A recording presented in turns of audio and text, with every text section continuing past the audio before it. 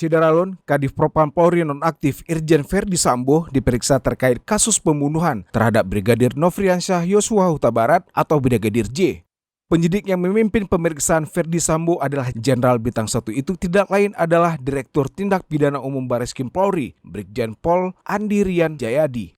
Kadif Humas Polri Irjen Dedi Prasetyo menyatakan bahwa Brigjen Pol Andi Rian Jayadi selaku Ketua Tim Penyidik Tim Khusus Bentukan Kapolri, Jenderal Listio Sigit Prabowo.